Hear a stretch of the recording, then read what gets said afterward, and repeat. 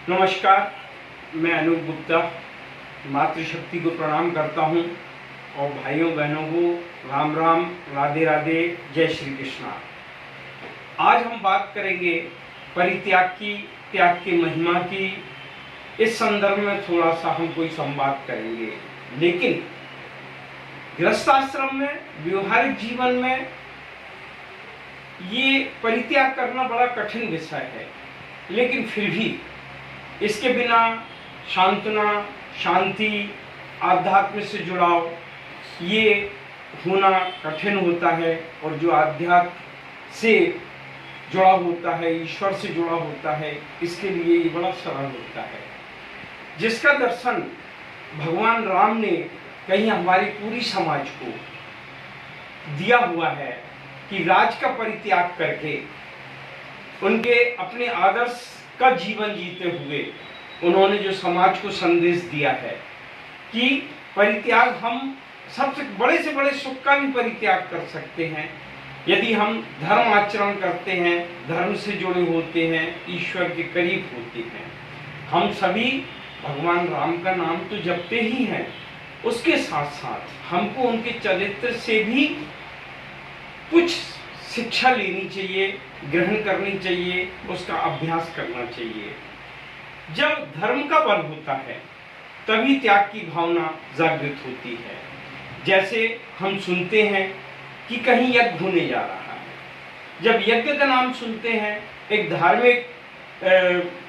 धार्मिक कार्यक्रम की जब कहीं कोई बात आती है तो हमारे अंदर एक धर्म की भावना जागृत होती है और उसमें दान देने के लिए हमारी इच्छा जागृत होती है। उसके बाद कहीं हम दान भी देते हैं। धर्म से जुड़ने पर ही, धर्म के नजदीक होने पर ही हमारी त्याग की भावना काफी प्रबल होती है। संसार में रहना तो बुरी बात नहीं है, लेकिन उससे राग करना बुरी बात कहेंगे अपन, या थोड़ी कठिनता कहेंगे। हमको जीवन में जो कुछ भी मिला है उसका वियोग तो निश्चित है, और उससे राग होना वो कठिनता का विषय होता है। लेकिन संसार में रहना बुरा नहीं है, लेकिन राग बुरा है। राग से छुटकारा पाने में हमको तप चाहिए और अभ्यास चाहिए। जैसे इसका एक मैं उदाहरण देता हूँ। जैसे हम कहीं यात्रा करना चाहते हैं और उसमें कहीं हमारा उच्च श्रेणी का टिकट है, तो हम जाके उच्च श्रेणी के विश्रामालय में जाके आराम करते हैं, और जिसका सामान्य टिकट होता है उसको प्रतीक्षालय या वालों को मुसाफिर खाने में इंतजार करना पड़ता है। कहीं ऐसे सामान्य मुसाफिर खाने में एक साधु बैठे होते हैं, जो एक संपन्न परिवार के व्यक्ति जिनका उच्च श्रेणी का टिकट होता है, और जगह न होने के कारण वो मुसाफिर खाने में आते हैं और ट्रेन का इंतजार करने के लिए बैठे हुए साधु के पास बैठ जाते हैं।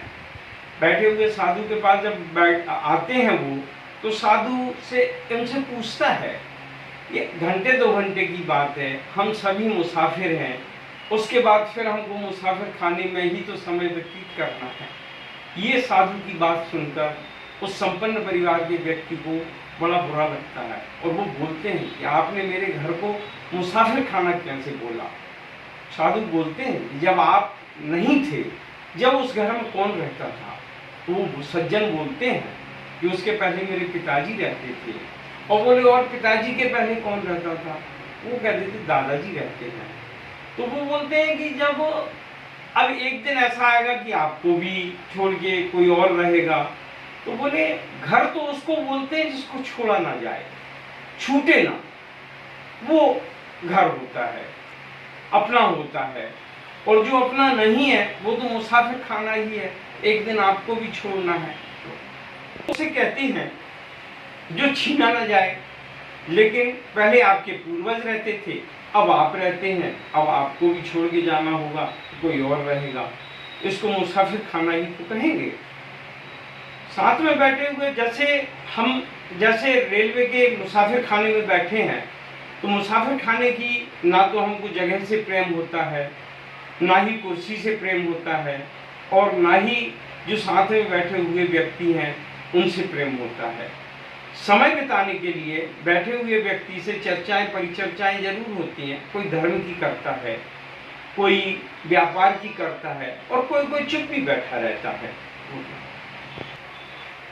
ठीक उसी प्रकार हमको 24 घंटे में जो कुछ भी परमात्मा ने हमको दिया है उसमें एक बार जरूर ये स्मरण करना चाहिए कि इसका वियोग तो सुनिश्चित है और संसार में रहना बुरा नहीं है, राग बुरा होता है और वियोग का स्मरण करने से कोई व्यक्ति रोता नहीं है, लेकिन राग के स्मरण रहने से व्यक्ति हंसता भी है और रोता भी है। और वियोग का स्मरण जब भी संभव है जब हम धर्म का आचरण करेंगे, भगवान की आराधना करेंगे और इसको हमेशा स्मरण करते रहेंगे। क्योंकि जब हमारे अंदर धर्म रहेगा तो वियोग का तब भी रहेगा और हमको हमेशा अपने तप को बढ़ाना चाहिए, प्रभु के नज़दीक रहना चाहिए। और मेरा विनम्र आपसे प्रार्थना है कि भक्ति के करीब रहें, परमात्मा के करीब रहें, अपनी धर्म आस्था को बढ़ाएं, जिससे कि हमारा वियोग हमेशा हमको स्मरण रहे और हमारी जीवन की यात्रा बहुत अच्छे से कटे और किसी चीज का भी त्याग करने पर हमको किसी प्रकार का कष्ट न हो। राम राम, राधे राधे, जय श्री कृष्णा।